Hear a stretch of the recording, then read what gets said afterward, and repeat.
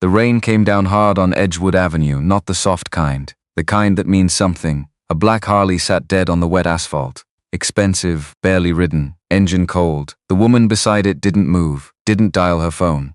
Just stood there in the rain with her shoulders straight and her eyes somewhere far away. Like a person who had everything and had no idea what to do with none of it. Across the street, one window was lit. Warm, orange. Steady old sign above the door. Clean letters. Web Auto. She didn't move for a long moment.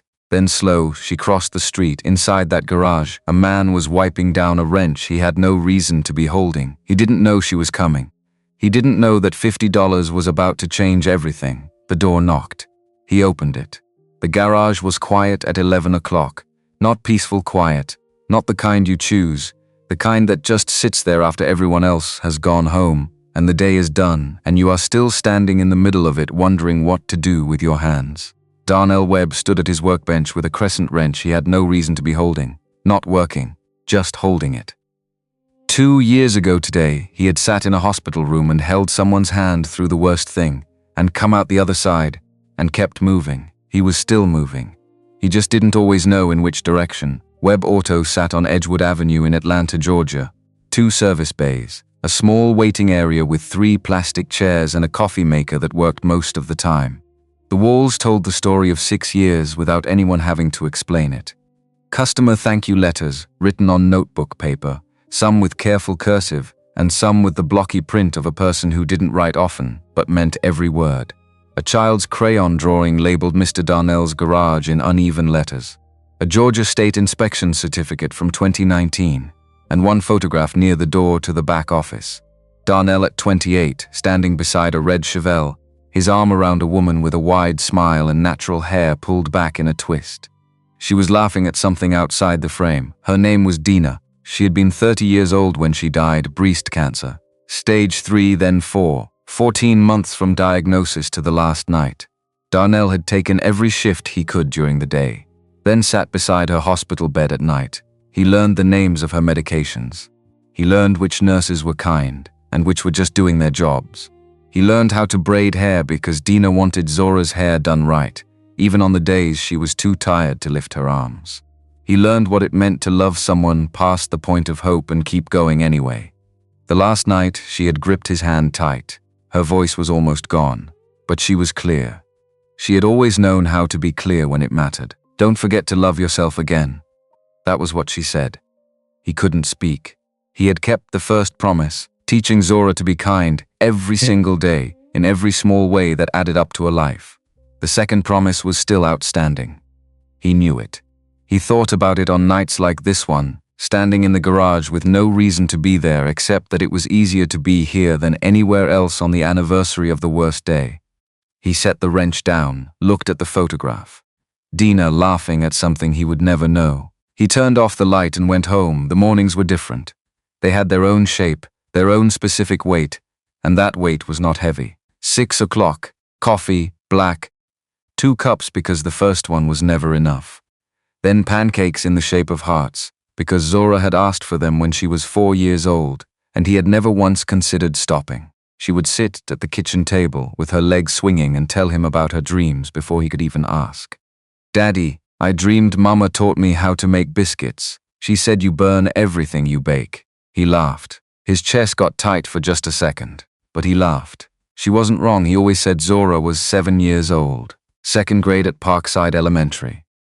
She had opinions about everything and delivered them with the complete confidence of someone who had never once considered the possibility of being wrong. She wanted to be a veterinarian. She believed strawberry jam was superior to grape in every measurable category. She had very specific, deeply researched feelings about raccoons. Everyone thinks they're gross, she had told him once during a drive home from the grocery store, completely unprompted, with the tone of someone correcting a long-standing public misconception. But they're actually really smart. They wash their food, Daddy. They wash it.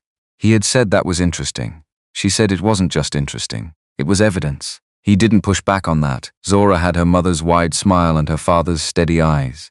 She still drew the family as 3 figures, 2 tall, 1 small, the way she had started drawing them before Dina got sick. She had never stopped. Darnell had never asked her to change it. He never would. 8 o'clock he opened the garage. His customers were not wealthy people. Taxi drivers, delivery workers, nurses pulling double shifts, college students with cars older than their student loans. A retired postal worker named Harold who brought a bag of boiled peanuts from the farmer's market every few months and said a man can't work on an empty stomach and that was just a fact of life. Darnell charged fair prices, honest prices. When someone said they couldn't pay until next week, he told them to take care of their family first. Sometimes he used his own money to cover parts for people who genuinely needed them. He never talked about that. It wasn't something he did for recognition, it was just the right thing. And he had been raised to do the right thing even when nobody was watching, especially then. There was a woman named Estelle, 71 years old. She drove a 2009 Buick LeSabre she had owned since new and intended to keep until one of them gave out completely. She came in one Wednesday morning holding her purse with both hands, watching him the way people watch a scanic when they're afraid of what the number at the end is going to be.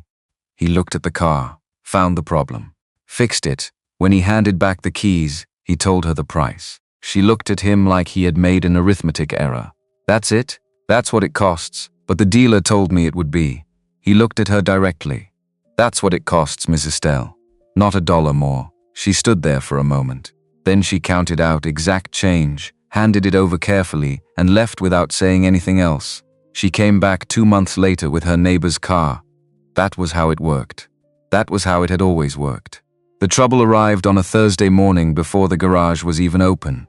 Bertie Hayes came through the side door at 7:45, which was unusual. Bertie owned Good Ground Coffee next door, had known Darnell since he first opened Web Auto, and typically appeared mid-morning with 2 cups and a running commentary on whatever was happening on the block. She was 56 years old and had a way of delivering difficult information the way a doctor delivers a diagnosis. Clearly, without softening it, because softening it doesn't change what it is. She was not carrying coffee this morning. They bought the laundromat, she said. End of the block. Edgewood Partners. Signed last week, and the print shop sold the month before. Different name on the paperwork, same company. I looked it up. Darnell set down the socket wrench. How many properties? 4 confirmed. She counted. The corner lot, the old print shop, the laundromat, and that empty building next to the dry cleaner that's been vacant 2 years. He didn't say anything. They're working their way down, Darnell. He had seen this happen before. Other parts of Atlanta. Other neighborhoods. He knew what followed: development companies. New buildings, new businesses, higher rents, and the slow disappearance of the places that had made the neighborhood worth moving to in the first place. The small places. The ones that had been there long enough to feel like infrastructure. He knew which category Web Auto was in. Okay, he said. Okay, that's all? What else would you like me to say? She looked at him the way she looked at him when he was being deliberately calm about something that wasn't calm. Then she left. Without coffee, which meant she was more worried than she was showing. Darnell opened the garage. He worked through the morning. Brake job on a Tacoma, oil change and filter on an old Accord. A woman named Patricia who came in with a grinding sound in her front left wheel and sat in one of the plastic chairs reading a paperback while he sorted it out. He explained what he found. She listened. He fixed it. She paid the exact amount on the invoice and thanked him by name. Ordinary morning, but that night after Zora was asleep, he sat on the back porch longer than usual, looking at the Atlanta sky, which never went fully dark because of the city lights, thinking about the walls inside the garage, the letters, the photograph, the specific weight of a place that had taken 6 years to become what it was. He didn't have a solution yet. He just had the problem. That was always where he started. Acknowledge it, hold it, understand what it actually is before you try to fix it. He went inside. He didn't sleep well. Meanwhile, halfway across the country, things were ending in a different way entirely. The restaurant had 3 Michelin stars and a waitstaff that moved like they were in a performance. White tablecloths, small plates. A wine list in a separate leather folder, which the sommelier presented as though it were a document of some importance. Simone Hargrove sat across from Garrett Sims and tried to remember the last time she had eaten a meal somewhere she actually wanted to be. She couldn't. Garrett was talking. He was always talking, and he was good at it. Smooth, practiced, the kind of voice that knew exactly when to lower and when to carry. He was 37, a corporate attorney from a family prominent enough that the prominence had become its own currency. On paper, they made sense. Everyone said so. The problem with paper was that it was not the same as life. He was talking about their future, specifically the financial future, specifically how their union, that was the word, union, would represent something meaningful for their families, for their generation, for what he called, without any self-consciousness at all, the portfolio of their combined influence. Then he used the word merger, not for a deal, for them. Simone set down her fork. It made a small, precise sound on the plate. "Garrett," she said. "What's my favorite color?" He smiled, the smile of someone who thinks they're being tested and has already decided they're going to pass. "I'm sure I know this." He guessed blue. Her favorite color was the deep reddish-brown of Georgia clay, the color of the dirt outside her grandparents' house in rural Tennessee, the color of something old and real and rooted in the actual earth. She had told him this, at least once, maybe twice. She was not angry, she was tired. More tired than she had words for. She ended the engagement that evening, right there at the table with the white cloth and the leather wine list. Garrett was more upset about the optics than about losing her. She could see it in the way he immediately began calculating the narrative, the announcement, how it would look. That told her everything she needed to know. She drove home in silence. She sat in her apartment in Chicago on the 38th floor of a glass building and looked at Lake Michigan going gray in the November dark and felt the particular emptiness of a person who has done everything they set out to do and arrived somewhere they don't recognize. She had built Hargrove Clarity Financial from a one-bedroom apartment in Atlanta when she was 23, just her, a laptop, and a business plan that 3 different investors had told her was unrealistic. It wasn't unrealistic. It was ahead of its time, which is what people say about things they don't understand yet. By 28, she had moved her parents into a house in East Memphis with a mortgage that didn't keep anyone up at night. She had done what she came to do, and she sat in the dark looking at the lake and felt nothing. The following Tuesday, she called her assistant. Renata had worked for her 4 years and communicated almost entirely in clipped, efficient sentences that somehow conveyed exactly what she was feeling at any given moment. "Cancel everything," Simone said. 2 weeks, all of it. A pause. Everything. She turned off her work phone, kept her personal cell, old, low battery, deliberately not charged. She packed 1 bag, put on her leather jacket, rolled the Harley Nightster out of the parking garage of her building. She had bought it on her 30th birthday because she had wanted one since she was 17 and had finally earned the right to just buy the thing. She had ridden it exactly twice. It had been sitting in the parking garage for almost a year. She had no plan, that was the entire point. She rode south through Illinois, flat and honest, into Tennessee, into Georgia, where the air changed, became softer, older somehow, like it was carrying something the northern states had lost. She stopped at a diner outside the city, ate eggs and grits, drank coffee that had been brewing since before she was born, and felt something she hadn't felt in a very long time. She felt like a person, not a CEO, not a quarterly earnings call, not a profile in a financial publication. A person on a motorcycle going south, watching the sky change color over red clay and pine trees. She reached Atlanta on a Thursday afternoon. The sky had been clear all morning. Then around 3 o'clock the clouds came in from the west the way they do in Georgia, fast, without warning, without apology. By the time Simone was on Edgewood Avenue, the rain was coming down hard, not the soft kind, the kind with something to say. She pulled over to get her rain gear from the saddlebag. That was when the engine died. She tried to restart it. Nothing. Tried again. The bike sat there, silent and stubborn, rain drumming against the gas tank. Her phone had 12% battery. She had been meaning to charge it since morning. She looked around. A hair salon, dark, a laundromat, a small restaurant with a sign that flickered, and across the street, warm light coming through a garage window. Web Auto, old sign. Clean letters. Simone stood in the rain and looked at that light. Here was the thing she would think about later. It wasn't that she didn't know how to ask for help. It was that she had forgotten what it felt like to need it. For years, every problem she encountered came with a budget and a staff and a contingency plan. She had systematically optimized away her own helplessness, and standing here on a wet sidewalk with a dead motorcycle and a dying phone, she realized she had no idea how to walk up to a stranger and say, "I need help." Not from pride, from disuse. She stood there 30 more seconds, Then she crossed the street. Darnell heard the knock at the side door. He was at his workbench finishing notes on a brake job, not expecting anyone, past 5. He opened the door. The woman standing there was soaked, leather jacket dark with rain, natural hair wrapped under a cap that had given up entirely. She had a composed expression, the kind that develops when you've been in situations you didn't plan for often enough to stop letting it show. But her eyes were tired. Darnell had spent 6 years reading people quickly, not suspiciously, just accurately. The difference between arrogance and exhaustion, between attitude and pain. This woman was neither arrogant nor difficult. She was worn down, and there was something else underneath. A person who had been moving fast for so long she had forgotten what still felt like. "My bike died," she said, across the street. "I don't know what happened, it just stopped." "What kind?" "Harley Nightster, 2023. He nodded. "How long since you rode it last?" She paused.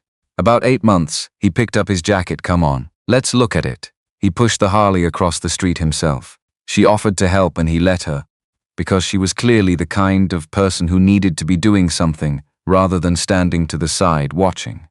They got the bike inside out of the rain. He started his inspection. She sat in one of the plastic chairs and watched him work. He found it in 2 minutes. "Fuel lines partially blocked," he said. "Probably sediment. Happens when a bike sits without being run. I can clear it." "About an hour?" "Okay. Rain should let up by 6. I'll have it done before then." "Okay." He looked up. She was watching him with an expression he couldn't immediately categorize. Not impatient, not suspicious. More like someone watching a thing they hadn't seen in a while and were trying to remember the name for. "There's coffee in the corner," he said. "Might still be warm." She got up and helped herself without asking where anything was. Just looked, located, handled it. Someone used to navigating new spaces without being shown around first. They were quiet for a while. Rain outside. Tools. The radio on low. "How much will this cost?" she asked. $50. She turned. "That's it?" "That's it. I can pay more." He set down his wrench and looked at her directly for the first time. "Why would you pay more?" "The work is worth $50. She opened her mouth, closed it. He went back to work. She sat very still. Later, she would tell him that was the moment something shifted in her. Not because of him exactly, but because in every part of her professional life, price was negotiation. Price was positioning. Price was signal. Nobody had ever told her something was worth exactly what it was worth. No more, no less, and meant it without wanting something back. It was such a simple thing, and it stopped her completely cold. The back door opened at 5:30. "Daddy, I'm hungry. Did you eat anything today?" Zora came in the way she always did, like she owned the place, which in a certain meaningful sense she did. Blue school cardigan, backpack on one shoulder, a peanut butter sandwich in one hand that she had clearly assembled herself, based on the volume of peanut butter visible at both edges. Then she saw the woman in the plastic chair. She stopped. Children are honest in ways adults spend years being trained out of. Zora looked at the stranger, made a complete assessment in approximately 4 seconds, and apparently found the results acceptable. "Hi," she said. "You're really pretty." Darnell looked up from the engine. "Zora." Simone laughed. It came out before she could do anything about it. Quick and genuine, nothing practiced in it. Not the laugh she used in boardrooms, the one that was measured and always arrived at the appropriate moment. This was just a response. Something caught her off guard and her body reacted honestly. She hadn't done that in a while, Simone said. "I'm Simone, I'm Zora. This is my daddy's garage. He fixes everything." She said this with the absolute confidence of someone who has never had a single reason to doubt it. "Are you his customer?" "I am." "He's really good. He fixed Mrs. Estelle's car when nobody else could figure out what was wrong. And he fixed my bicycle when the chain kept coming off. How many times?" Four times is impressive. He said I ride too fast." Zora glanced at her father. "Which is not true." "It is absolutely true," Darnell said, still looking at the engine. Zora shook her head with tremendous dignity and sat down in the chair next to Simone without being invited, which was simply how she operated. "Are you from Atlanta?" "No, Memphis. I was just passing through." "Have you been to a lot of places?" "I have. I want to go to a lot of places." Zora thought about this with genuine seriousness. "When I'm a veterinarian, I especially want to help animals that people think are gross but actually aren't. Like raccoons. Everyone thinks they're nuisances, but they have problem-solving abilities that most people don't give them credit for." Simone looked at Darnell. He was smiling at his work. Small smile. The kind that surfaces when someone says something that confirms exactly what you love most about them. She's right about raccoons, Simone said. They really are smart. Zora pointed at her with the peanut butter sandwich. See, Daddy, I told you. The rain did not let up at 6. It got heavier. Thunder moved across the Georgia sky in long rolling waves. Darnell looked out the window. Rain's going to be a while. You shouldn't ride in this. He didn't say it like an invitation. He said it like a fact. Daddy. Zora stood up. She should stay for dinner. Zora, he said. She might have somewhere to be. Simone thought about the hotel room she had not yet booked. She thought about eating alone again, which had been fine for 4 days and had recently begun to feel like a different thing. Not unbearable, just noticeable. The way a draft is noticeable once you've been warm. I don't have anywhere to be, she said. Zora stood up with the energy of someone who has just won an argument that was never officially happening. I'm making pasta. You're sick, Darnell said. I know how to boil water. Knowing how to boil water and knowing how to cook are two different things. Daddy, she said it with the patience of someone who has explained this many times before. Those are not actually that different. Go wash your hands first. She went. The kitchen was behind the office. Small and practical. A dish rack with 2 coffee mugs and a child's plastic cup. A drawing on the refrigerator held up by a single magnet. Our house. It read in careful second-grade letters. 3 figures in blue crayon. 2 tall and 1 small, standing in front of a building that was unmistakably garage.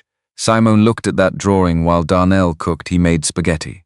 Red sauce from scratch. Garlic, canned tomatoes, ground turkey because Zora had decided the previous year that she didn't like beef, a position she held with surprising firmness. Salad from a bag. Garlic bread from the freezer that came out slightly uneven on one end. That side's mine, Zora announced, pointing to the darker end. Why? It's crunchier.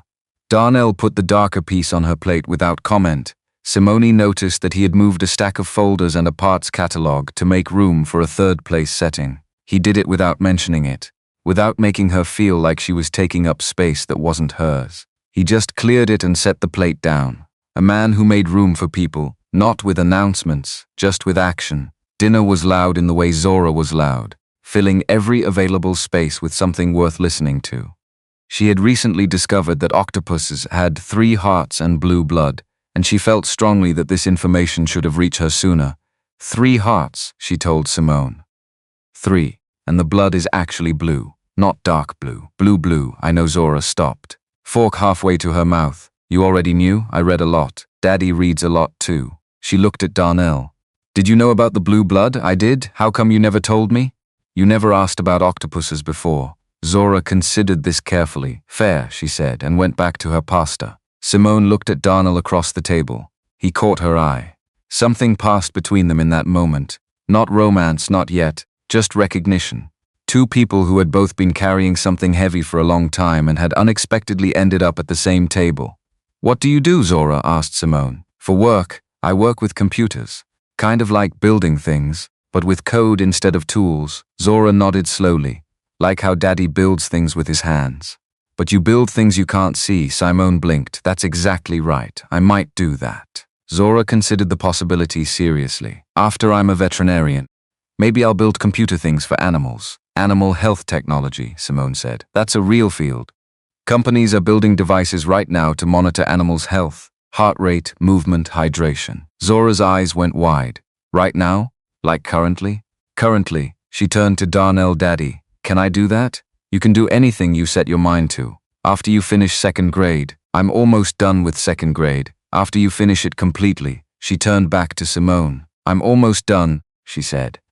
Just so you're aware, I heard, Simone said, and smiled. After dinner, Darnell washed the dishes. Zora helped by primarily moving the dish soap from one location to another and providing quality assessments on each plate. Simone took the dish towel when Darnell handed it to her without making any ceremony of it. 3 people at a sink.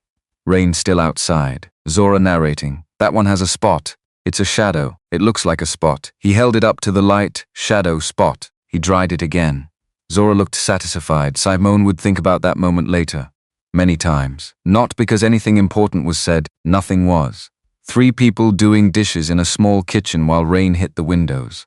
But it was real in a way she hadn't experienced in so long she had stopped noticing the absence. Nobody was performing anything. Nobody was calculating their position.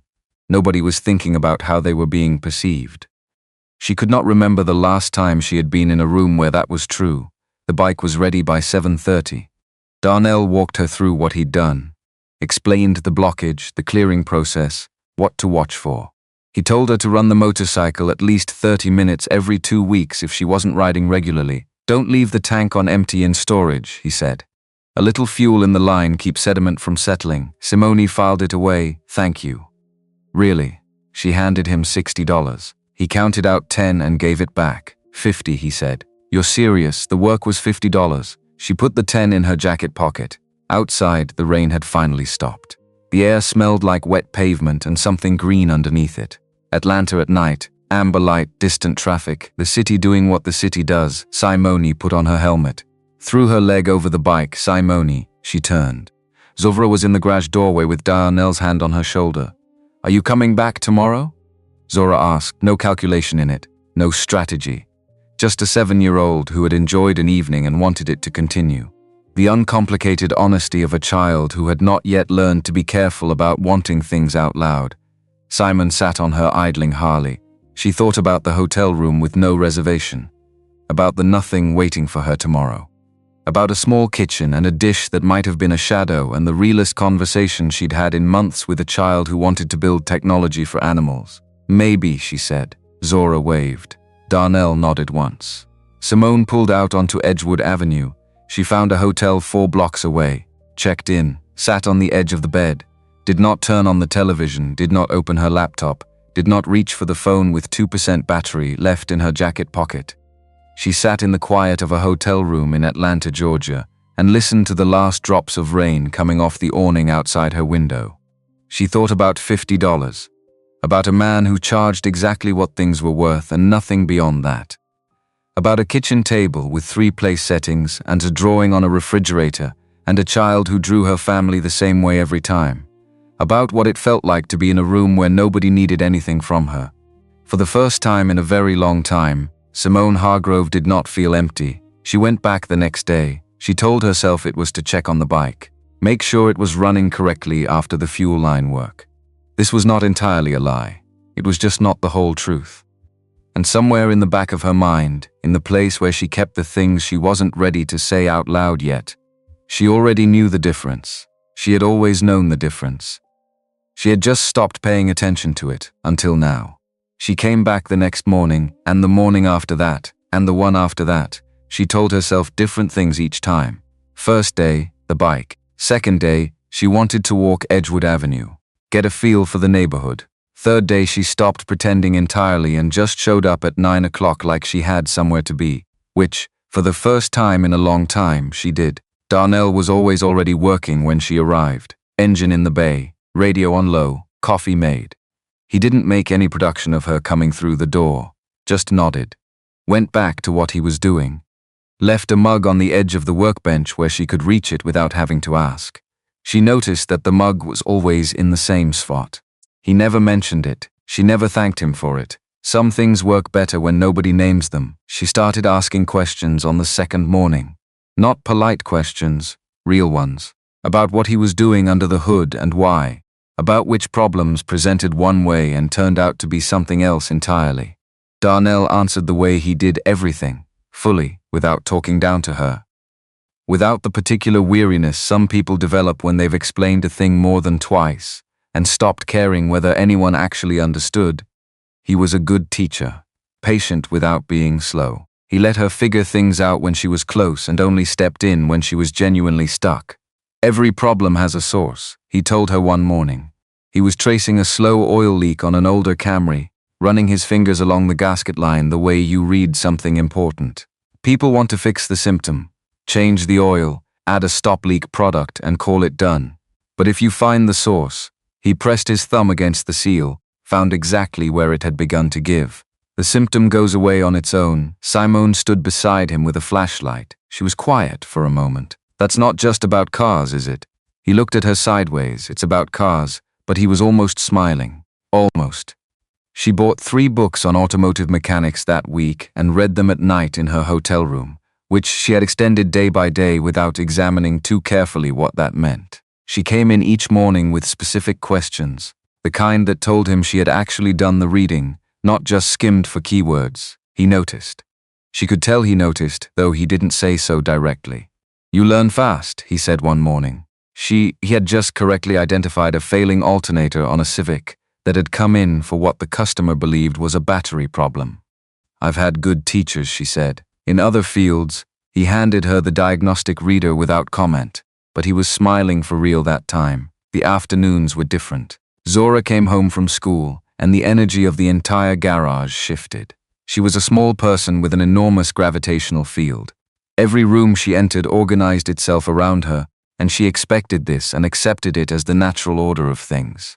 She had adopted Simone the way children adopt things they want, completely, without negotiation, without a trial period. She showed Simone her drawings, explained her current position on deep-sea creatures, specifically that the octopus remained the most intellectually impressive marine animal, and anyone who argued for the dolphin had not done sufficient research. She asked Simone questions about the places she had been with the focused attention of someone taking notes.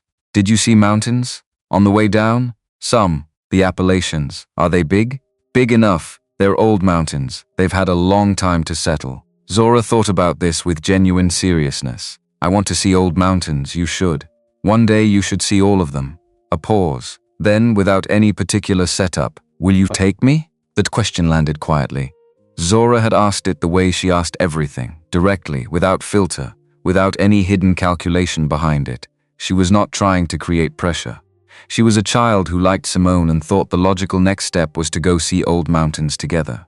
Simple as that. Simone looked at Darnell. He was at his workbench. He had heard. He was watching her with his steady expression, not pushing, not pulling, just present.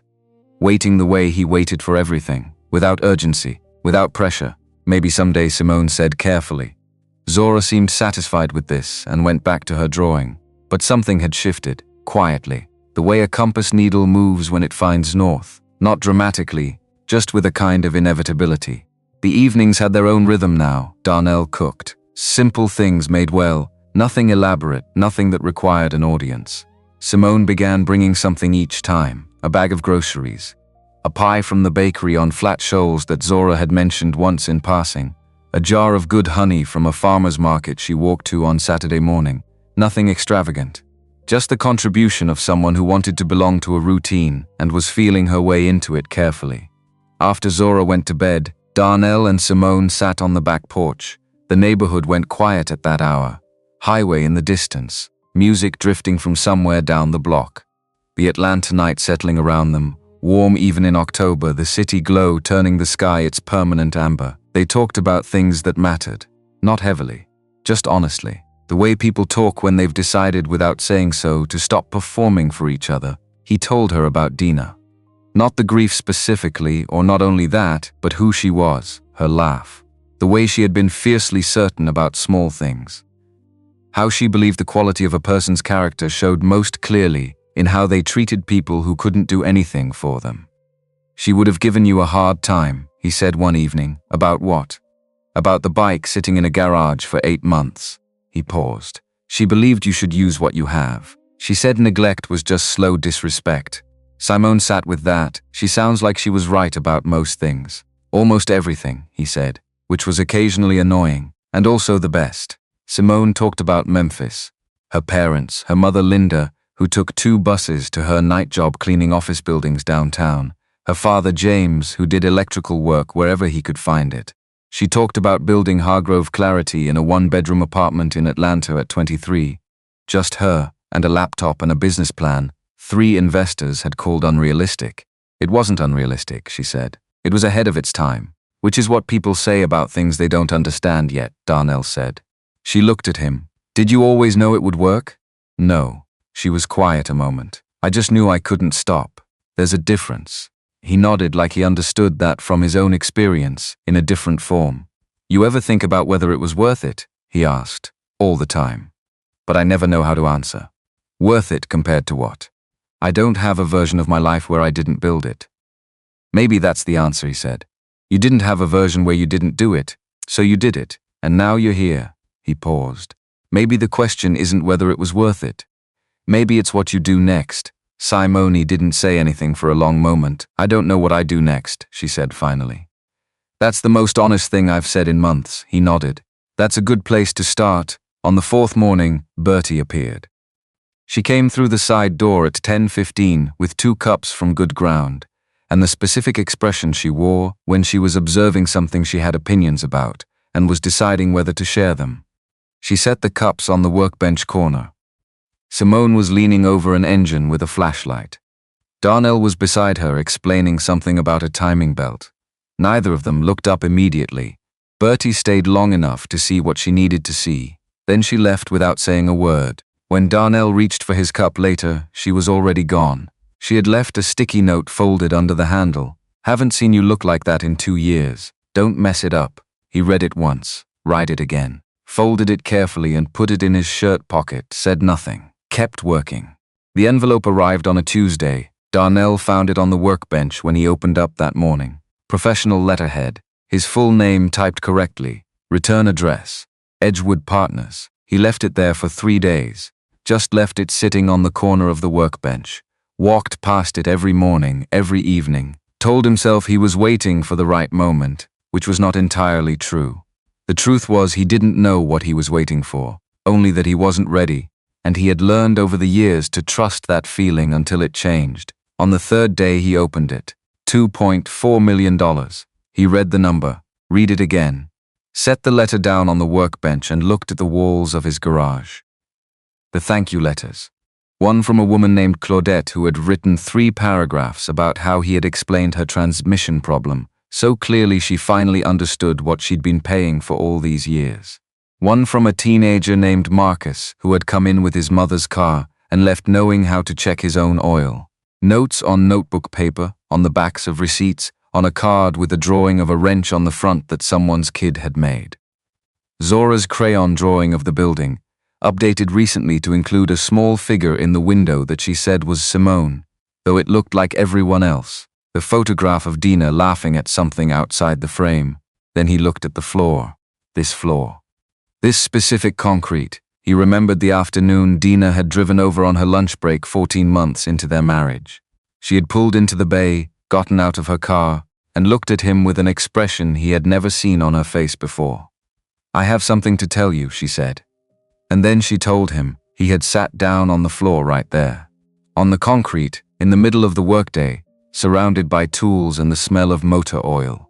Dina had sat down beside him without hesitation, and he had cried for the first time as an adult from something that was not grief, from something that was its exact opposite, this floor, this address, this specific place. He put the letter back in its envelope. He didn't tell Bertie. He didn't tell Zora.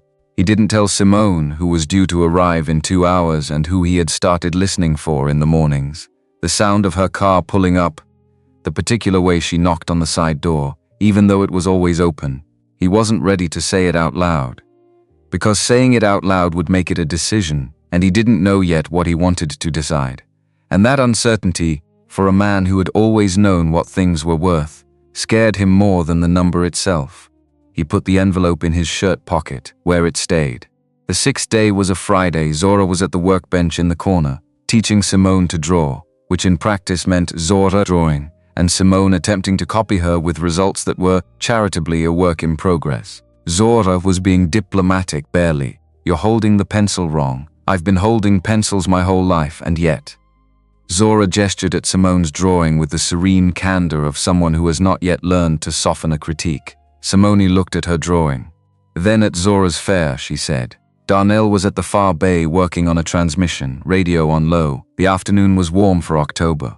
Outside, Edgewood Avenue carried its ordinary sounds. A delivery truck, music from an open window. The steady rhythm of a neighborhood going about its business. Then Simone's phone rang. She ignored it, rang again. She ignored it again, 3rd time. She glanced at the screen. Renata, let it go to voicemail, 4th call. 30 seconds later, she answered. Renata's voice was tight. Not panicked. Renata didn't panic, but tight in the way that meant something had moved from manageable to urgent without anyone being notified first. The board called an emergency session. The COO situation escalated. Stock dropped 9% in 2 days because you're completely unreachable. There are media reports. One outlet ran a piece this morning suggesting a health crisis. Where are you? The call was on speaker. Simone's thumb hadn't moved fast enough. Darnell's hands had stopped moving. Zora had looked up from her drawing. Her pencil gone still. Simone turned off the speaker, pressed the phone to her ear. I'll call you back in 10 minutes. She ended the call. The garage went very quiet. Darnell was looking at her from across the bay. His expression hadn't shifted dramatically. He was not the kind of man whose face announced things before he was ready. But something behind his eyes had changed. The look of a person who has been holding a picture slightly out of focus and has just watched it sharpen. Stock price, he said. Board of directors. It wasn't a question. Zora looked between them. Then down at her drawing. Her pencil still hadn't moved. Simone set her phone on the workbench. She looked at Darnell, at the garage around her, at Zora's drawing pinned to the corkboard, at the photograph by the door, Dina laughing at something none of them would ever know. I need to explain something, she said. And Darnell said nothing, just stood there, and waited. Zora, he said quietly, go wash up. It's almost dinner time. Zora looked at Simone once more. Then she gathered her papers without a word, went through the back door and pulled it shut behind her. Garage felt larger without her in it. Simone didn't sit down. She stood in the middle of the floor, the late afternoon sun cutting across the concrete in long yellow stripes. And she started from the beginning. Not the polished version. Not the one she gave journalists. The real one. She told him about Hargrove Clarity Financial. What it was, what it did, what it had become worth. She told him about the 38th floor in Chicago and the board and the 15-minute intervals that structured every day from 6 in the morning until sometimes midnight. She told him about Garrett, about the dinner, about the word merger, about setting her fork down and asking him what her favorite color was and watching him guess wrong. She told him why she had gotten on the bike, why she had turned off her phone, why she had been riding south with no destination, just the need to feel like a person again instead of a function. When your bike died in front of my garage, she said, I didn't tell you who I was because I wanted one conversation where nobody treated me like a balance sheet. One conversation became two. Then it was a week, and I knew I should tell you. I knew every single day. But every morning I woke up, and the garage was right there, and Zora was drawing something, and you were making coffee. And it felt real, in a way that nothing has felt in a very long time. And I was afraid that if I told you it would stop being that. She stopped. A car went past outside. Someone's radio, then gone. Darnell had not moved from the workbench. He was looking at the floor, not at her. His jaw was set. Not from anger, she thought, but from the effort of feeling something without reacting from the feeling before he'd had time to think it through. She had learned that about him in a week of watching. He never reacted fast. He thought first. Always. Finally he looked up, so it was real, he said. What you felt? Yes, but you let us believe you were someone you weren't. I let you believe I was ordinary. Everything else was true. The conversations, the dinners. What I told you about Memphis, about my parents, about not knowing what I do next. Every word of that was true. He was quiet again. That's not the same thing. He said it without cruelty, just clearly. Letting someone believe something false, even by leaving it out, is still a lie. Simone, I told you about Dina, things I haven't said out loud in 2 years. Zora told you she wanted you to take her to see old mountains. He stopped, ran a hand over his face. My daughter asked you that, he said, and you were already keeping something from us. The words were not cruel, but they were honest. And honest words land differently than cruel ones. Cruel words you can argue with, defend against, dismiss. Honest ones just sit there in the room and wait. You're right, Simone said. I know I'm right. His voice had gone tired now. Not angry. Tired. I'm not trying to make you feel bad. I'm telling you it matters. It matters because Zora doesn't have many women in her life right now and she attached to you fast. If you had left and she found out later who you really were. He stopped. It would have hurt her, Simone said. Yes. She nodded. She didn't argue. There was nothing to argue. Then he did something she hadn't anticipated. He reached into his shirt pocket, took out the envelope, and set it on the workbench between them. She looked at it. I've been keeping something too, he said. She picked it up, read the return address, opened it, $2.4 million. She read it twice. How long have you had this? 3 days. You didn't tell anyone. Know why? Because I don't know what I want yet. He looked at the floor. And I haven't figured out how to think about it without deciding something I'm not ready to decide. The garage was quiet. Simone held the letter. Darnell stood across from her, and in that quiet, something clarified. Not forgiveness, which would come later and slowly, the way real things usually come, but recognition. Two people who had been keeping things from each other for the same underlying reason. Different fears, same shape. She had hidden who she was because she was afraid the realness would end the moment the truth arrived. He had hidden the letter because he wasn't ready to face what it might require him to decide about the most important thing he owned. Both of them had been so careful. And careful, she was beginning to understand, always came with a cost. What happens now, she asked. With your company, I have to go back to Chicago. The COO situation is real. I've been monitoring it from here, but I need to be in the room. It can't wait anymore. When? Tomorrow morning. He nodded once. The nod of a man who had already been preparing for this, somewhere beneath the surface. I want to come back, she said. He looked at her steadily. I know that sounds like something people say when they're leaving. I know you have no reason to believe it, but I'm telling you, I want to come back. Wanting and doing are different things. He said it without meanness, just honestly. You have a company falling apart in Chicago, a board, a media story. That's your life, Simone. That's the real one. This feels more real. Because it's new. New things always feel that way. That doesn't make them more true. She had no answer for that. Because it wasn't wrong, she picked up her phone, looked at the missed calls from Renata, 2 from board members, 1 from a number she didn't recognize. I'll say goodbye to Zora before I leave. She'll be upset. I know. She'll be okay, he said. She's tougher than she looks. Like her father, Simone said. He didn't respond to that. But something moved in his face, small and brief, the way light changes on a wall when a cloud shifts outside. Drive safe, he said. She pulled on her jacket, picked up her helmet. At the door she turned back one more time. The garage looked exactly as it always had. Workbenches, tools hung in their right places. The photograph by the door, Dina's wide smile, the laugh that belonged to something outside the frame. I meant everything I said, Simone told him. Every word. From the beginning, from across the garage. Darnell looked at her. I know you did, he said. That's what makes it complicated. She drove north through the night, stopped once for gas in Georgia at a station bright and empty in the dark. Sat on the hood of her car and called Renata back. Renata answered on the first ring. Are you okay? I'm fine. Tell me everything. Renata told her everything. Conrad Spears, COO, hired 3 years ago, someone Simone had trusted completely, had been in quiet talks with a private equity group out of Texas for 3 months. He had positioned 18% of Hargrove Clarity's outstanding shares as available for acquisition through agreements that were technically within his authority, but practically far outside any reasonable interpretation of his role.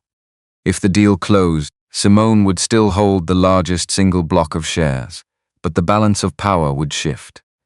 Decisions that currently needed only her approval would suddenly require consensus from people who had no relationship with what Hargrove Clarity was built to do, not a takeover. Not quite.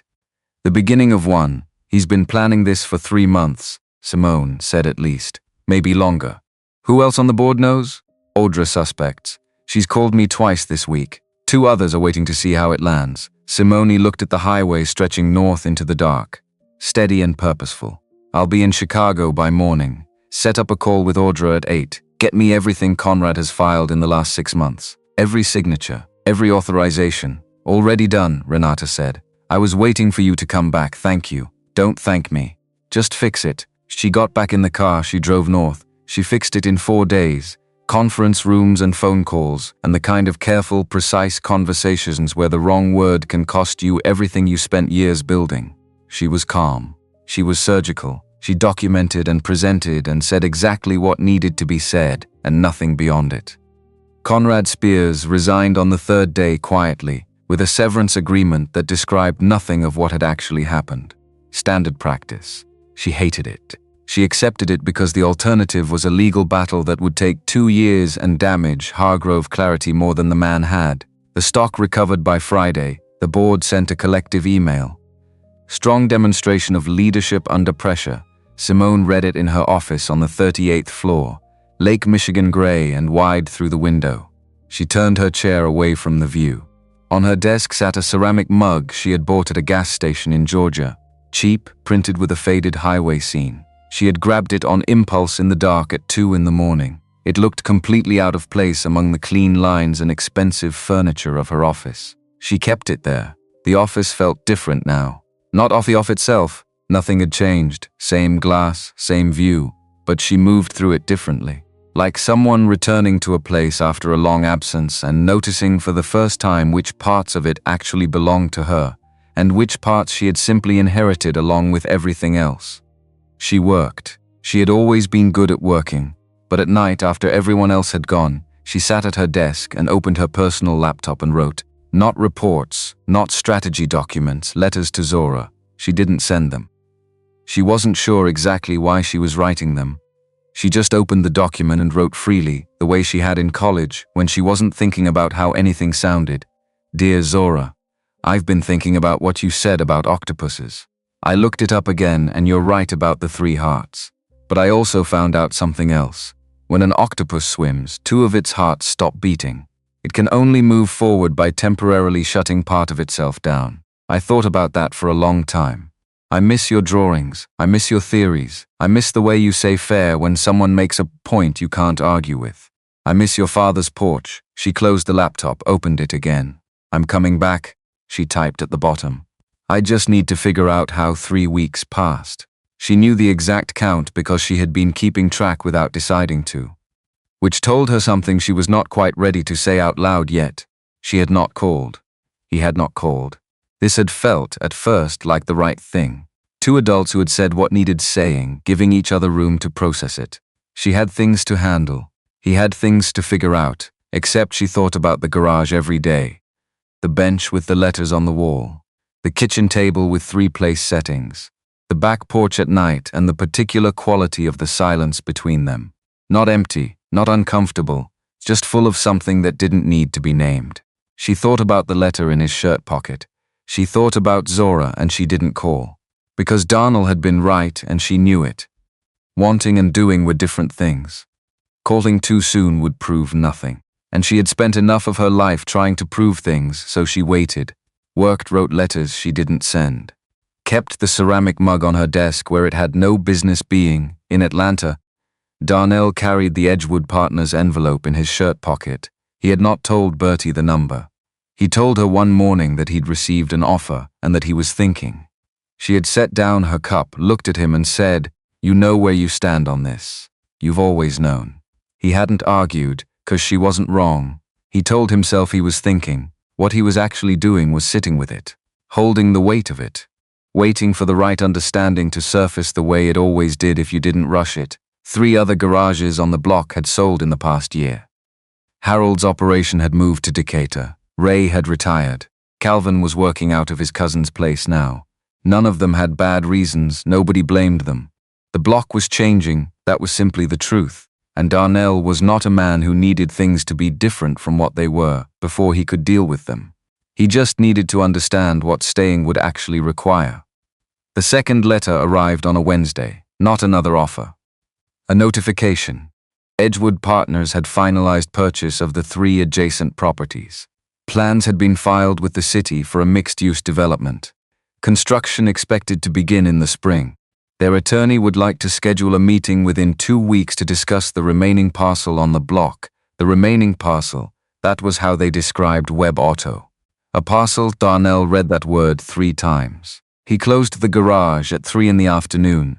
First time in 6 years he had done that without a specific reason. He drove to Parkside Elementary and picked up Zora. She climbed in the truck and started talking immediately. Something about a disagreement with a classmate regarding whether a fern could survive in a school locker given adequate water. She had strong opinions. She always had strong opinions. He listened, or tried to, and drove. They walked home from where he parked. Zora talked the whole way. He heard very little of it. That night, after dinner, after Zora's bath and her reading time and the negotiation about how many chapters constituted a reasonable bedtime session, he sat at the kitchen table. He looked at his hands. These hands had been in engines for 16 years.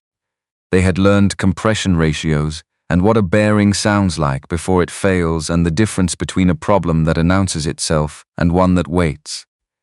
They had learned to braid a little girl's hair because her mother asked them to. They had held someone's hand through the worst night and come out the other side.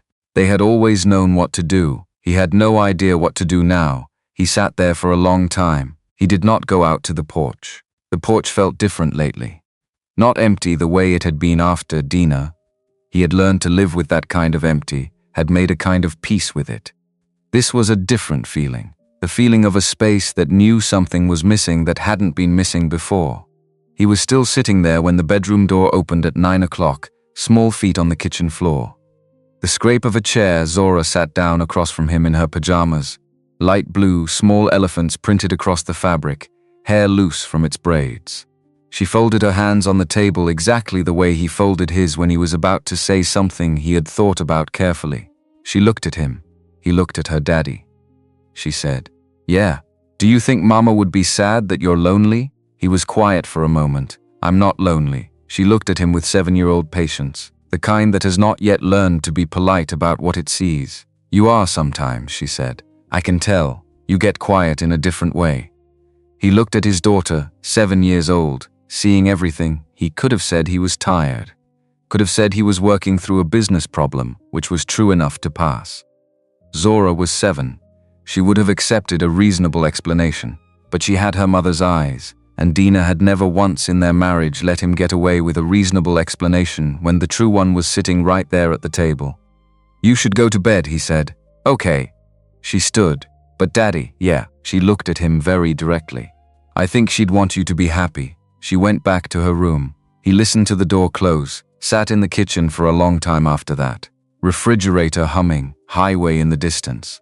The ordinary sounds of a house at night. He thought about Dina, about the last night, about her hand in his and her voice almost gone, and the things she had been clear about anyway. Don't forget to love yourself again. He had thought he understood that. He had taken it to mean, take care of yourself, stay standing, keep going. He had done all of those things. He had gotten up every morning and made heart-shaped pancakes and opened the garage and done good work and loved his daughter with everything he had. He had told himself that was what she meant. But Zora had just told him something different. In 8 words, he thought about Simone, about the things he had said in the garage the evening she left. The things that were true and the things he had said because they felt like protection. Wanting and doing are different things. New things always feel more real. That doesn't make them true, all of it accurate. None of it the whole story. He thought about what Dina would say if she were sitting across from him right now, at this kitchen table with her coffee, and her complete lack of patience for the specific way he used being right as a way to avoid feeling anything. She had called that out, every single time. Zero patience for it. He sat for 1 more minute. Then he got up, found his phone, scrolled to the number he had been looking at once a day for 3 weeks without pressing, and called before he could think of a reason not to. It rang twice, Simone, her voice, across 300 miles and 3 weeks of silence. He had not realized until this exact moment how much he had been waiting to hear it. A pause on the line. "Is everything okay?" "Is Zora?" "Zora's okay." He heard her exhale, relief moving through the phone like something physical. He sat down at the table where Zora had been sitting 20 minutes ago. "I need to tell you something," he told her about Zora. The dinner, the 9 o'clock visit to the kitchen, what she had asked and what she had said. He told her about the porch, how it had felt different since she left. Not just empty the way it had been before she arrived. Different. The way a place feels when it knows something is missing. "I shouldn't have sent you away like that," he said. "I said what was true. But not all of it. When I get scared, I get careful, and careful turned into cold, and that wasn't fair. You were allowed to be hurt," she said. Being hurt and being fair are different things. A pause, that sounds like something Dena would say. She used to tell me I used being right to avoid being honest about what I felt. He looked at the table. She had no patience for it. The line went quiet. Not empty quiet, full quiet. The kind that happens when 2 people are sitting with the same thought and neither has said it yet. "How's the company?" he asked, for now. "Good, how's the garage?" "Busy, November's good." "People remembering their cars before winter, good." Another pause. "She asks about you," he said. "Zora, every day. I told myself every few days when I started to tell you that, but every day is the truth. I've been writing letters to her," Simone said. "On my laptop. I haven't sent them." "What kind?" "About octopuses. About things I see that remind me of something," she said.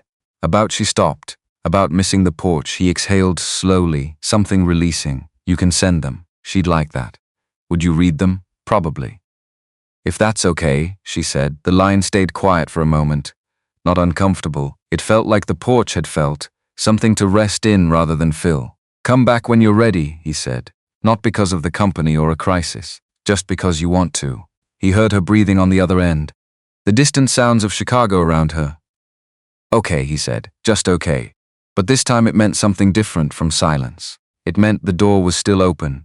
It meant start from here. He sat on the back porch after he hung up Atlanta night around him. Amber sky, highway in the distance, music from somewhere down the block, faint and unhurried. He had sat on this porch alone for 2 years, and it had not bothered him the way it bothered him tonight.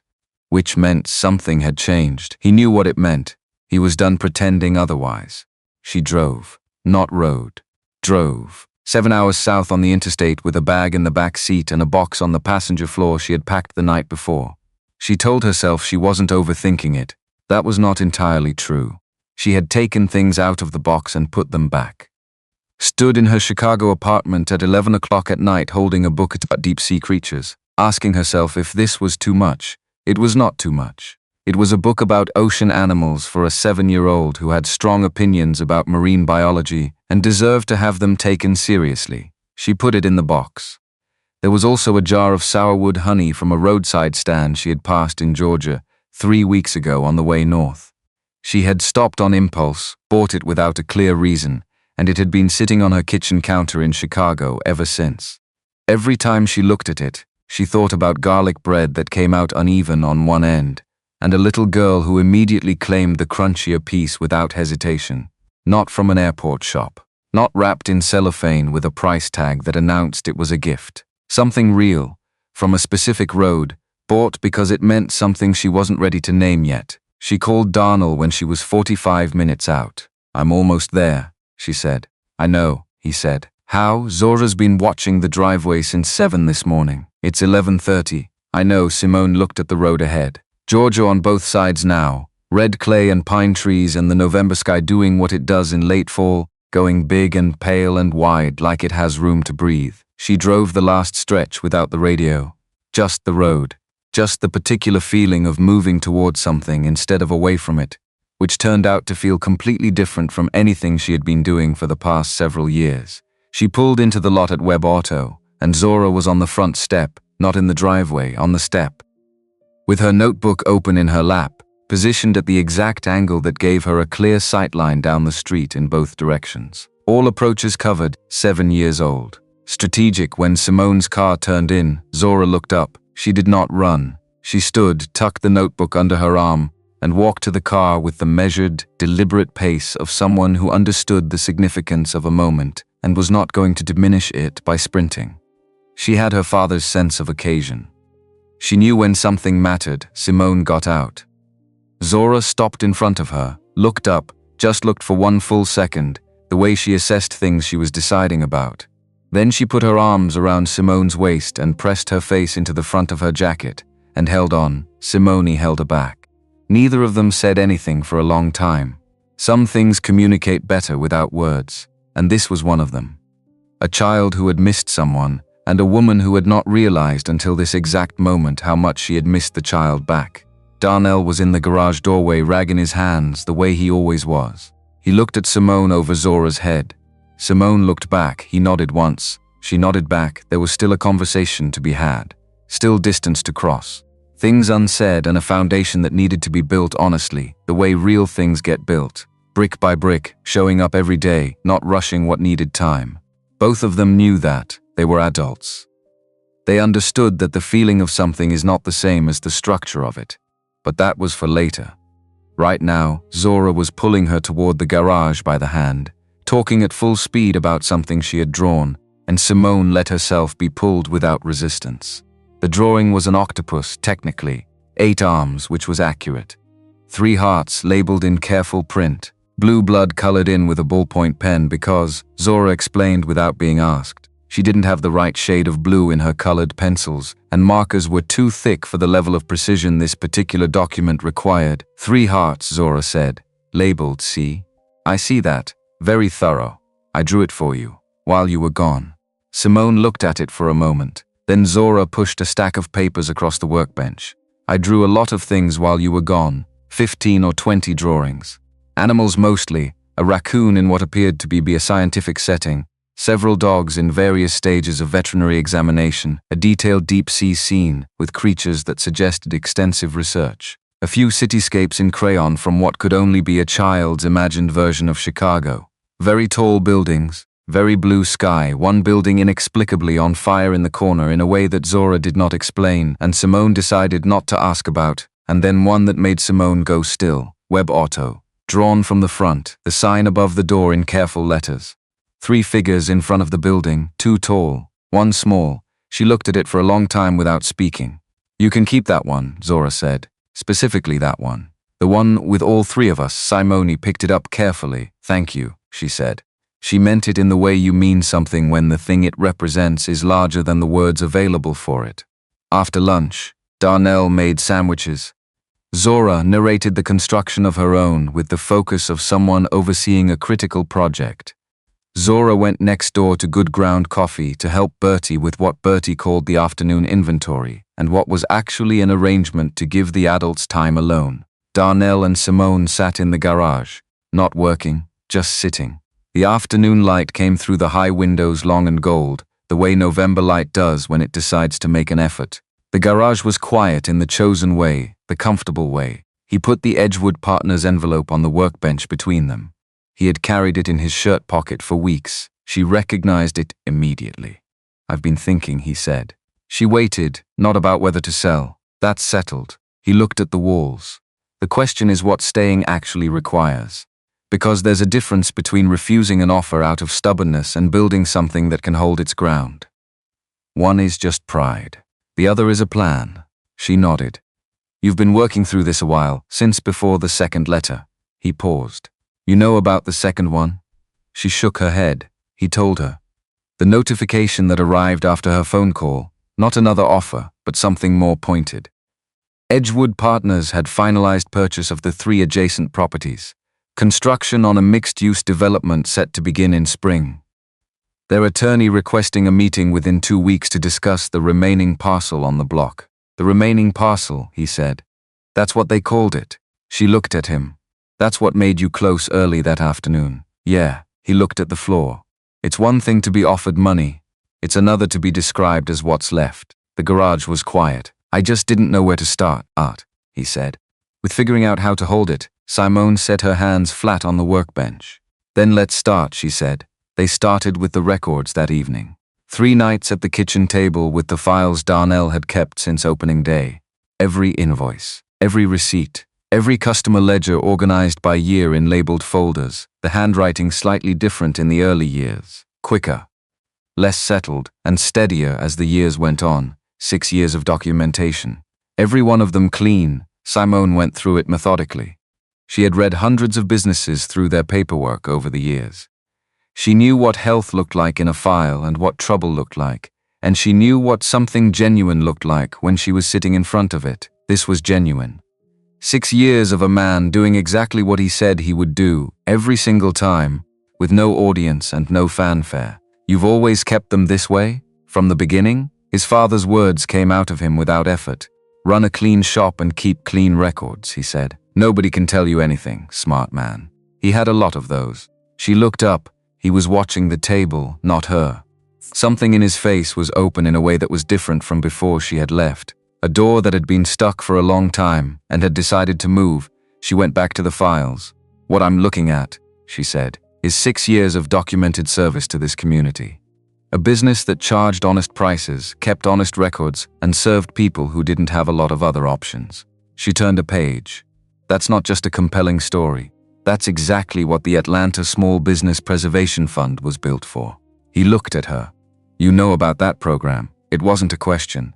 I tried to help fund it 3 years ago through Hargrove Clarity. She kept her voice even.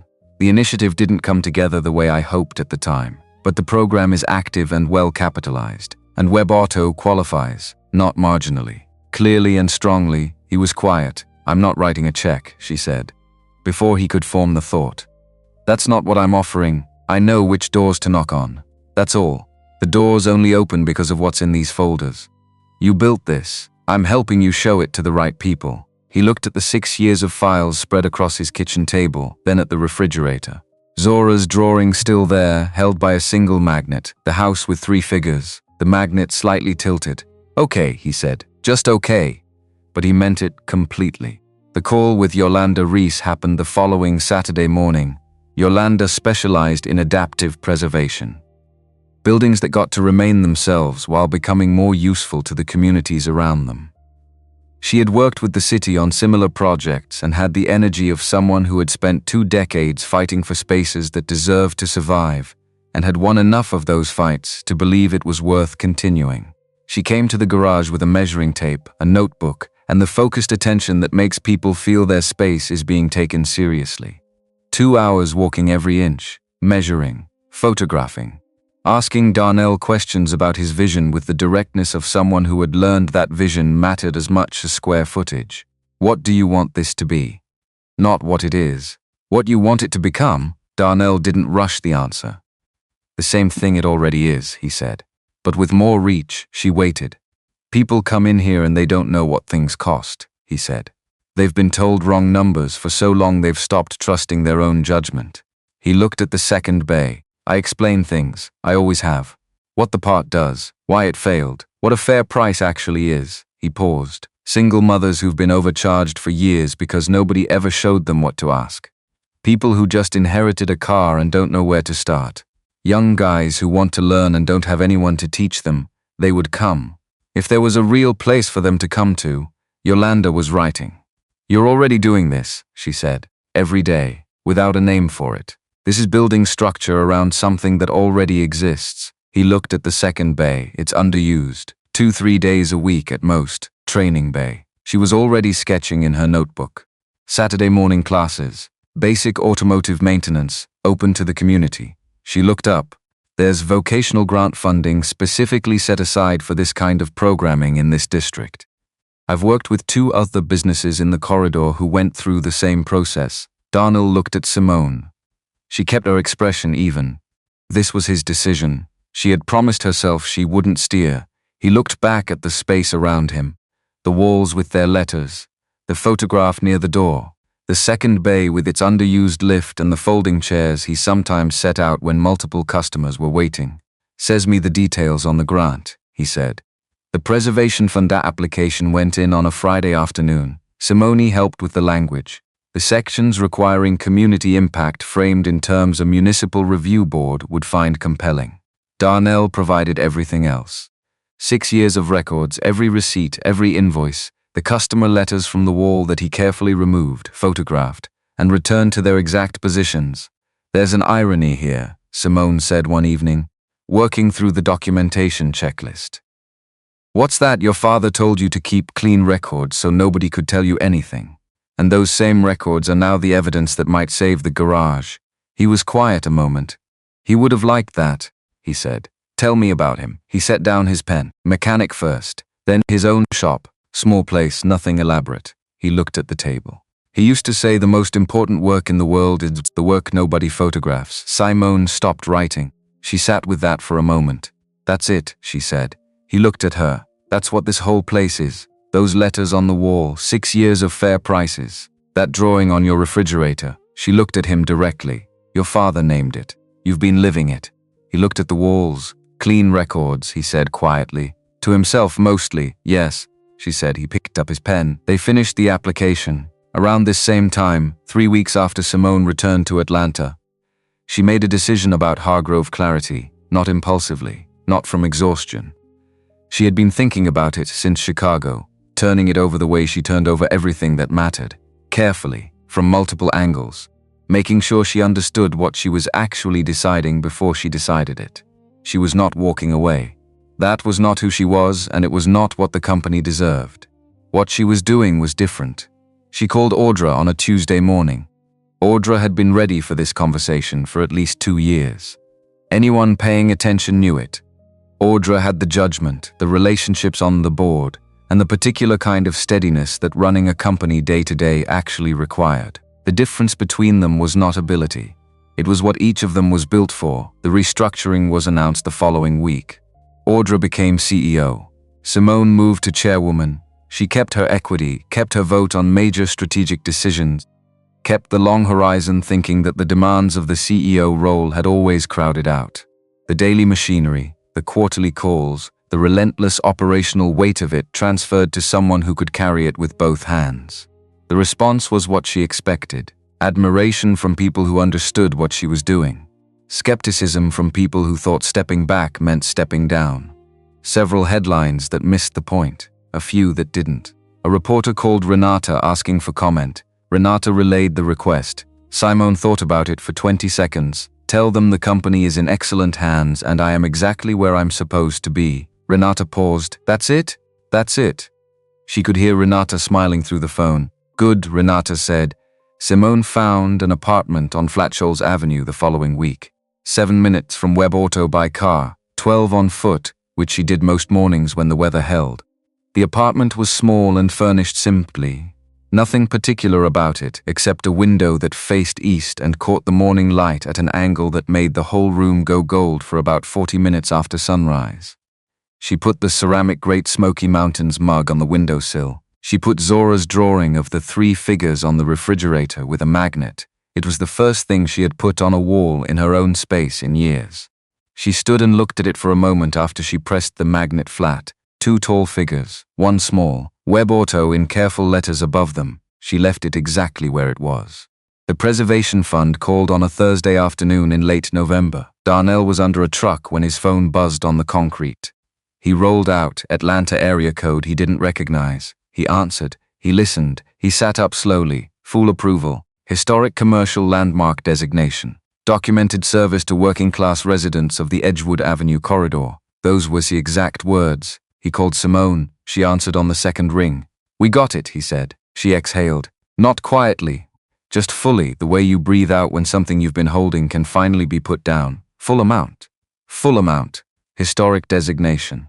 He paused. They called it a long-standing community commercial landmark with documented service to working-class residents. Darnell, yeah. A moment of quiet on the line. You know what this means, she said. He was still sitting on the concrete floor. This floor. This specific address. The place where he had sat down with Dina on a Tuesday afternoon years ago when she had driven over on her lunch break to tell him something that changed everything. It means the floor is safe, he said. Yes, she said. It is. Come for dinner, he said. We're celebrating. What are we making? Zora says she wants to cook.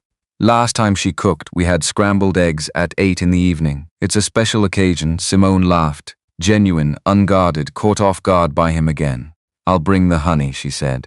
December arrived, and with it the Atlanta version of winter. Not a grey wall of cold, not ice that made sidewalks treacherous. More like a firm suggestion. Cool mornings that warmed to reasonable by noon, a few weeks of actual chill, and then a partial retreat as if the season had said what it needed to say. Simone had grown up in Memphis. She was familiar with southern winter. It was still cold.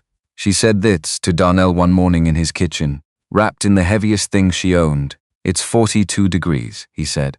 That is cold. He handed her a mug without further comment. Zora appeared from her room in her school uniform, a cardigan, and a scarf she had wound around her neck twice. It's cold, she announced to the kitchen.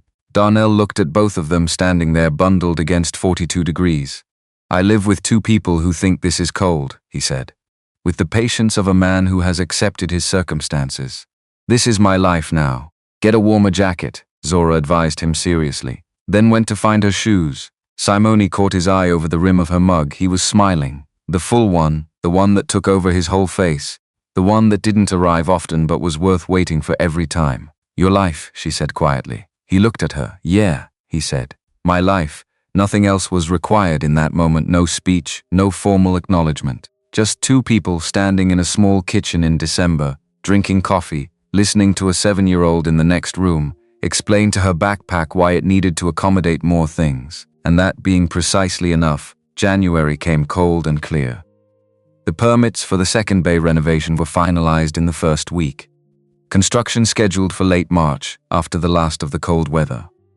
Yolanda walked the space one more time with Darnell and Simone on a Saturday morning, confirming measurements, discussing the placement of the practice engine station, the storage for technical manuals, the small seating area for participants waiting their turn. She asked Darnell how many people he expected for the first class. He thought about it. Maybe 10. She wrote that down. Plan for 12, she said. Word gets out faster than you expect when something is genuinely useful. He looked at the second bay with fresh eyes, the underused lift, the folding chairs he sometimes set out, the space that had always been there, waiting to become something more than storage for overflow. After Yolanda left, Darnell and Simone selected the technical manuals for the small library she had recommended. 3 evenings at the kitchen table, working through a list, occasionally disagreeing. This one, Simone said, holding up a volume. He looked at the spine. Nobody uses that system anymore. It builds good foundations, it's outdated. Foundations knowledge doesn't expire. He looked at it for another moment, fine. But it goes in the back row, deal. She added it to the list with the careful handwriting she used when something would be referenced later. He had noticed that about her. The way her handwriting changed depending on whether she expected to need the information again. Small thing. He had noticed a lot of small things. That evening, after Zora was asleep, they sat at the kitchen table. It had become their late-night place. The back porch in fall, the kitchen in winter. Warmer, quieter, more enclosed, more theirs. Darnell had been carrying something all evening. She could tell from the way he held his coffee cup, turning it slowly, looking at the table instead of at her when he was working through something important. She waited. Simone, yeah, I want to say something. He looked up. And I want you to know before I say it. However you respond, nothing changes. The garage is the same. Zora is the same. We are the same. This isn't a question that needs an answer tonight. She set down her mug. He looked at her directly. I love you. I've known it for a while. I wanted you to know. The kitchen was very quiet somewhere down Edgewood Avenue. A car went past. A brief wash of headlights across the window. Then gone. Simone looked at this man. This careful, steady, deeply good man who charged exactly what things were worth and nothing beyond that. Who made heart-shaped pancakes every morning because his daughter asked once, and he had never once considered stopping. Who kept clean records and a clean conscience, and had told her the truth even when it hurt him, and apologized when he had used the truth as something to hide behind. Who had called her not because of a crisis, but because she was the person he wanted to talk to. Who had taken her hand on the porch and simply held it. Who had looked at a drawing of 3 figures for 6 years and never asked for it to be drawn differently. I love you too, she said. I've known it for a while. He exhaled, not dramatically, just quietly. Like something that had been slightly out of place settling into where it belonged. Good, he said. Good, she said. He reached across the table and took her hand. They sat like that for a long time, the kitchen around them. The neighborhood outside going through its ordinary January night. 2 people at a small table, holding on. Some moments don't need anything added to them. This was one of those. Spring came to Atlanta the way it always does, sudden and green and generous, like it had been waiting just outside and finally decided the moment was right. 1 week bare trees, the next full, almost overnight. The city smelled like honeysuckle and warm asphalt and something beginning. By February, the training program had 12 people. By March 16, Claudette had become a regular. She had brought her neighbor Francis, who had started driving again after a long break and needed to understand the vehicle she was working with. Deshawn had come back 3 times and had quietly started helping Darnell with newer participants, explaining things to them with the patient confidence of someone who had recently been in their exact position and still remembered what it felt like not to know. Harold, the retired mail carrier, had learned to change his own oil, he told everyone, consistently, without prompting. Darnell stood in his garage on those Saturday mornings and felt the accumulated effect of 6 years becoming something larger than the sum of its parts. Not different from what it had always been, more of it. Reaching further out into the neighborhood, into the lives of people who needed exactly what he had always been offering and had finally found a door to walk through. Construction on the second bay renovation began in late March and finished 3 weeks ahead of schedule, which Yolanda attributed to good planning and Darnell attributed to the fact that the crew had realized early on that the coffee from Good Ground next door was excellent and had motivation to stay on schedule. The first Saturday class in the renovated space had 10 people: Claudette, Deshawn with Pamela, Harold, a woman named Rosalind who had been paying a dealership for the same recurring service for 4 years, and had finally decided she wanted to understand what she was paying for. A young man named Terence, who had just turned 18, received a used car from his uncle and knew nothing about it. 5 others, each with their own version of the same underlying reason. They were tired of not knowing, and they had found a place where someone would tell them the truth without charging extra for it. Darnell stood in front of 10 people in his own garage and felt something he had not felt since the first morning he unlocked these doors 6 years ago. Not just purpose with reach. The sense that what he was doing was moving outward in a direction he could not yet see the end of. That the work was larger than any single repair, any single conversation, any single fair price on a single invoice. He started with the basics. Every problem has a source, he said. We're going to spend today learning how to find it. An hour in, Claudette diagnosed a coolant issue on the practice engine at the front of the bay. She stood back and looked at her own hands afterward. Her expression was not triumph. It was something quieter and more permanent than triumph.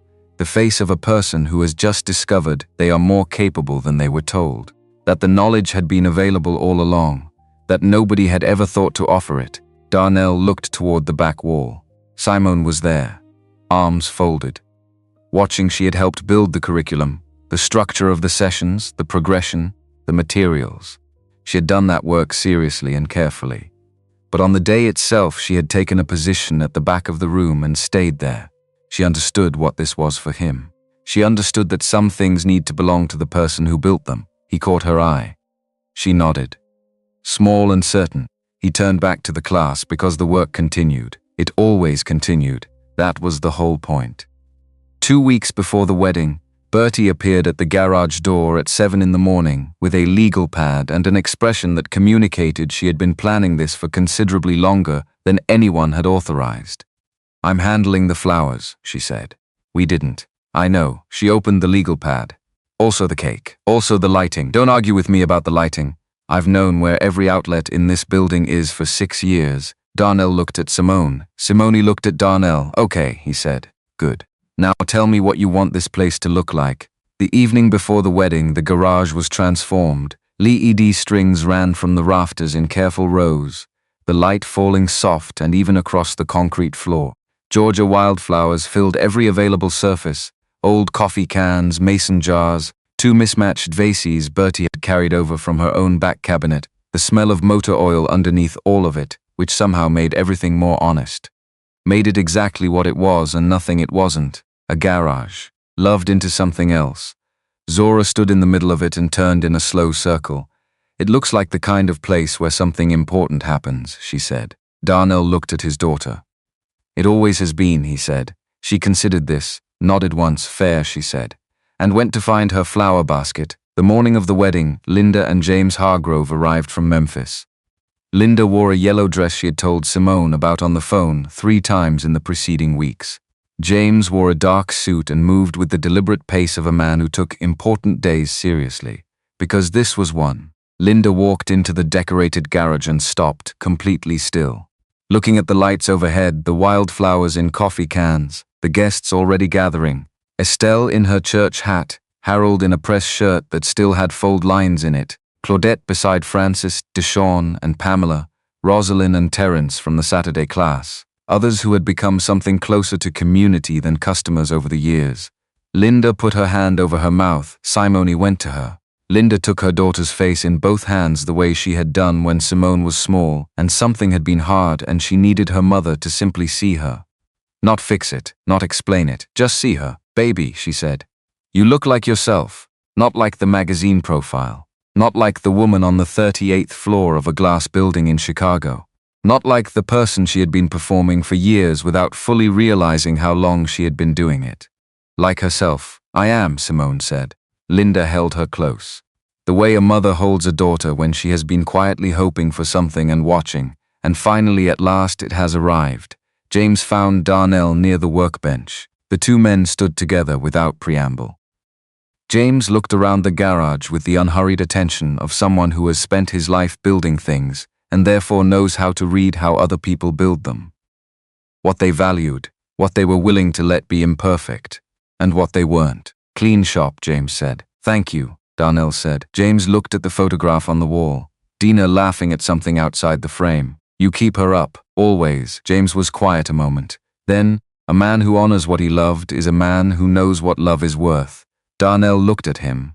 My wife used to say something close to that. Smart woman, the smartest, said. James put out his hand. Darnell shook it. They stood a moment longer.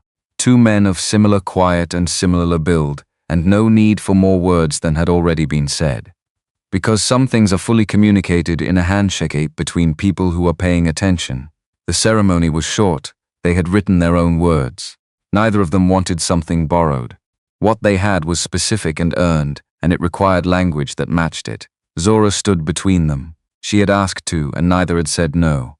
She wore white, held her flower basket with both hands, and took the responsibility entirely seriously. She had practiced her walk. She had sent written notes to both Darnell and Simone in the preceding week about pacing. She performed her role with the focused dignity of someone who understands that certain moments ask something of you and that the right response is to rise to them. She was magnificent. Darnell spoke first. I spent 2 years being careful, he said. Careful is not a bad thing. Careful keeps you standing. Careful means you don't lose what you can't afford to lose. But at some point careful becomes the whole thing, and you stop letting anything in. He looked at Simone. You knocked on my door in the rain. You sat in my plastic chair. You paid $50 and came back the next morning, and every day after that you showed me something I had stopped believing was still out there. That there are people in this world who mean what they say, who stay when they say they will. He paused. I'm keeping you. Simone laughed. Quick and genuine and entirely unmanaged, caught off guard by him, one more time, exactly the way she had been caught off guard that first evening, when Zora said something honest and her body just responded. Then she spoke. I built something worth $3 billion, she said. I did it because I wanted to prove that where you start doesn't determine where you go. That the daughter of a woman who cleaned office buildings at night and a man who did electrical work wherever he could find it belongs in any room she decides to walk into. She looked at Zora. But I got so focused on the proof that I forgot the point. The point was never the money. It was always the people, the real ones, the ones who see you. She looked at Darnell. Both of you saw me before I knew what to show you. You gave me room to be a person first and everything else second. She paused. I didn't know what I was worth until you charged me $50 and looked me in the eye and said the work is worth what it's worth. I've been working on that ever since. She held his gaze. I think I finally have it. After the vows. The celebration found its own rhythm. Bertie's speech ran long and was mostly jokes, including a detailed account of the sticky note incident that received more laughter than Darnell had anticipated. Harold announced to the assembled guests that he now changed his own oil, and accepted the resulting applause with considerable gravity. Claudette danced with Francis in the corner of the garage to music from someone's phone. Rosalind and Terence ended up in a long conversation with Yolanda about what the training program could grow into over the next few years, which was the kind of conversation Yolanda had been hoping to have. Renata had flown in from Chicago. She arrived in a well-fitted suit carrying an amount of wine that was not entirely appropriate for the occasion, and had exchanged contact information with everyone in the room within the first 45 minutes. She left at 9:30, citing a 7 o'clock flight the following morning, having fulfilled her self-appointed duty of making sure everyone knew how to reach each other. Estelle stayed until the cake was gone. James and Linda were driven to their hotel around 9, Linda holding Simone's hand until the last possible moment, James shaking Darnell's hand once more at the door in a way that carried its own full meaning. Zora fell asleep in a folding chair with her flower basket still in her lap, head tilted to one side, face completely at peace. Darnell lifted her carefully, carried her to the back office, and covered her with his jacket. He stood there a moment before coming back out. Bertie collected her coffee cans quietly, said good night from the doorway with a look that contained everything she didn't need to say out loud, and went home. The last guests left. The garage went quiet. Darnell and Simone stood in the middle of it, lead strings still on overhead, casting everything gold and soft. The Harley Nightster in the corner clean, running well maintained now, the way it had always deserved to be. Darnell's truck beside it. Zora's bicycle leaning against the wall, pink, slightly muddy from last weekend's ride, chain repaired more times than either of them could accurately count. 3 vehicles, 3 people. The garage smelled like motor oil and Georgia wildflowers and buttercream frosting and something underneath all of it that didn't have a simple name. The thing that accumulates in a place where honest work has been done for a long time, where people have been treated fairly, where someone has shown up every morning and done what was right without needing anyone to witness it. It gets into the walls, into the floor, into the specific weight of the air in a room that has held both grief and joy and has kept standing through both. You cannot manufacture it, cannot buy it or build it quickly. You simply have to keep showing up, and eventually the place becomes what you have been putting into it all along. Darnell looked at Simone. You okay? He asked. Yes, she said. More than. He nodded. Good. He turned off the main lights. Left the LED strings on, just barely. The garage went warm and gold. Darnell, she said. Yeah, your father was right. About what? She looked at the walls, the letters, the drawing, the photograph of Dina laughing at something outside the frame. The most important work in the world is the work nobody photographs. He was quiet for a moment. He'd be glad you said that. I mean it. I know you do, he said. He took her hand, led her to the door. Outside Atlanta in May, warm night. Jasmine from somewhere down the block, the highway in the distance running steady and purposeful. Stars showing between the city lights for the people who knew where to look. The kind of night that doesn't announce itself. It simply arrives and is exactly what it is. They stood on the sidewalk in front of Webb Auto, the sign above the door. Old paint, clean letters. Still sharp after 6 years. What do you want tomorrow to look like? Simone asked. He thought about it without rushing. 6 o'clock, he said. Coffee, pancakes. Zora telling me something she dreamed. Then the garage. Saturday class in the afternoon. Claudette's coming back. She wants to learn timing belts. That's a good one to know, yeah. And you? Flat Shoals to hear. 9 o'clock. Yolanda wants to walk through the expansion plans one more time. She has ideas about a second phase. He said it quietly, mostly to himself. Not to her. Just confirming it was real. Still there. Still standing, she said. Still standing, he agreed. He looked at her. She looked at him. Let's go home, he said. And they did. Some things you spend your whole life moving toward without knowing that's what you're doing. Some things find you on a rainy Thursday, on a quiet street in Atlanta, Georgia. Some things cost $50 and mean everything that comes after. The work worth doing is not always the work that gets written about. Not always the work with the largest number attached.